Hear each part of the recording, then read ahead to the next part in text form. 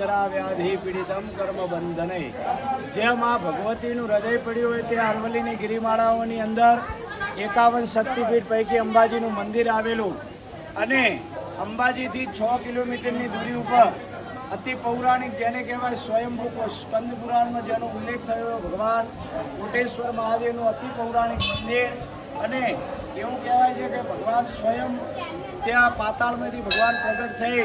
અને લોકોના જે ભગવાન દર્શન અંદર ગૌમુખની અંદરથી સરસ્વતીનું ઉદ્ગમ સ્થાન જે માણા ગામની અંદર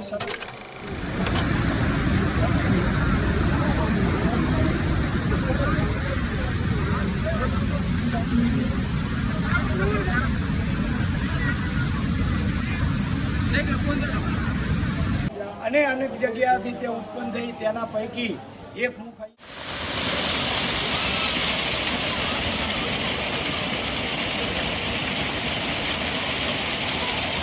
સરસ્વતીની જળધારા ભગવાન શિવજીને કોટેશ્વરને સ્પર્શ કરી અને આગળ ચાલતી હોય છે અને સરસ્વતી આગળ જઈ અને લુપ્ત થાય જ્ઞાન તેની દેવી પણ સરસ્વતી કહેવાય કારણ કે ભગવાન શિવની ઉપાસનામાં સરસ્વતી પરમ ભક્ત ગણાય છે આપણા શાસ્ત્રોમાં તો એ સરસ્વતીનું ઉત્તમ સ્થાન અને પૌરાણિક અતિ પૌરાણિક જેને કહેવાય હજારો વર્ષ સુધીથી આ સ્થિર ભગવાન કોટેશ્વર મહાદેવનું મંદિર અને નીચેની તરફ જેને કહેવાય વાલ્મીકી મુનિ જે આદિકવિ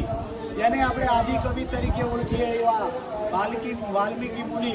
એ પણ અહીંયા રહી અને અમુક રામાયણનો ભાગ અહીંયા લખેલો એવું આપણા શાસ્ત્રોમાં કહેલું છે તો એવો વાલ્મીકી મુનિનો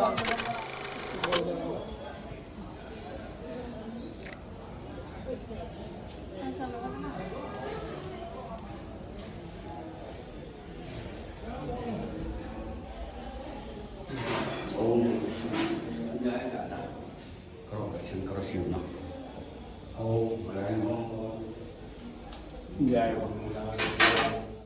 પ્રકૃતિના ખોળાની અંદર અતિ પૌરાણિક ભગવાન કોટેશ્વર મહાદેવ અહીંયા ભારતભરની અંદરથી અનેક ભક્તો આવી અને પોતાની મનોકામના હોય અને અત્યારે પવિત્ર શ્રાવણ માસ ચાલી રહ્યો છે ત્યારે અનેક ભક્તો પણ અહીંયા આવતા હોય છે ભગવાન ભોળાનાથને પ્રસન્ન કરવા માટે